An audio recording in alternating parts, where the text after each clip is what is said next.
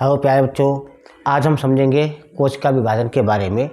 कोशिका विभाजन क्या होता है, इसके कौन खोजकर्ता थे, इसकी परिभाषा क्या है, ये कितने प्रकार के होते हैं।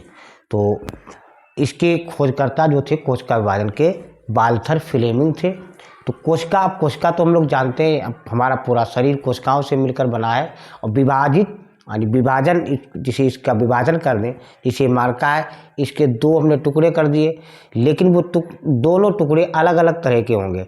लेकिन कोशिकाओं में ये होता है कि कोशिकाएं बिल्कुल अपने जैसी, ये अगर टूटे तो बिल्कुल अपने जैसा ऐसा ही मार्का तैयार कर दे। तो कोशिकाओं में ऐसा, कि तो जीवित चीज़ों में ऐसा होता है। तो अब इसकी परिभाषा कैसे बनाएंगे कोशिका विभाजन की? जैविक प्रक्रिया जिसके द्वारा एकमात्र कोशिका या मूल कोशिका विभाजित होकर के दो या दो से अधिक नई कोशिकाओं का निर्माण करती है, कोशिका विभाजन कहलाता है। अब कोशिका विभाजन तीन तरह का होता है। एक होता है आसूत्री विभाजन, एक होता है समसूत्री विभाजन, एक होता है अर्धसूत्री विभाजन। तो आसूत्री विभाजन किस में होता है? ये हम लोगों में नहीं होता है। ये जो है प्रोकैरियोटिक जो कोशिका होती है उसमें होता है, जैसे जीवाणु होता है, आर्किया होता है, उसमें आसूत्री विभाजन होता है।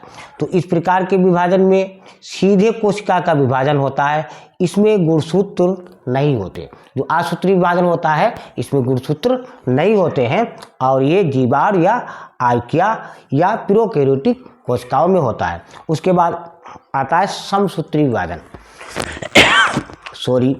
समसूत्री विभाजन क्या होता है?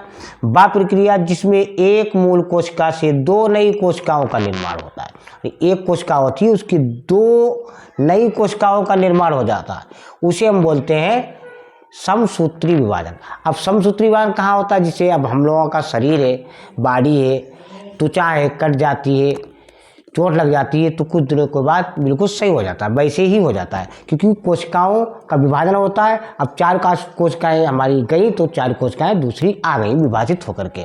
तो ये जो है दैहिक यानी ये शारीरिक जो कोशिकाएं होती हैं उसमें समसूत्री विभाजन होता है। और ये जो आसूत्री विभाजन है ये हम लोगों में होता ही नहीं है।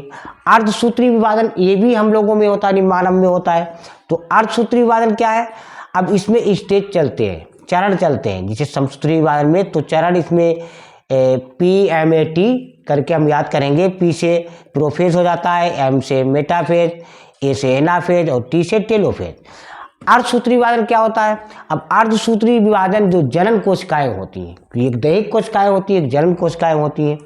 और तो ये हमारा अर्धसूत्री विभाजन ऐसी प्रक्रिया जिसमें एकल कोशिका यानी दो बार विभाजित होकर के एक कोशिका होती है, वो दो बार विभाजित होकर चार नई कोशिकाएं बनाती है, तो उसे हम बोलते हैं अर्धसूत्री विभाजन। अब अर्धसूत्री विभाजन में जो गुणसूत्र होते हैं वो आधे हो जाते हैं। जैसे मानव में XY होता है और मादा में XX होते हैं, तो आधे आधे आते हैं। यानी जोड़ों में जैसे 23 हो जाते हैं तो आधे आधे जाते हैं, तो ये आधे हो जाते हैं। अर्धसूत्री विभाजन में जो गुणसूत्र होते हैं वो आधे हो जाते हैं। अब ये किस में होता है? इसको हम यूकेरियोटिक, अब हम लोग यूकेरियोटिक में आते हैं और आसूत्री वो प्रोकैरियोटिक में आते हैं। तो ये समसूत्री और ये अर्धसूत्री ये यूकेरियोटिक में होती है, मानव में होता है। दोनों ये विभाजन जो है कोशिका विभाजन दोनों मानव में होते हैं, केवल आसूत्री विभाजन मानव में नहीं होता है। तो ये है हमारा कोशिका विभाजन और उसके प्रकार। बच्चों आप लोग लाइक और सब्सक्राइब और कमेंट जरूर कीजिए।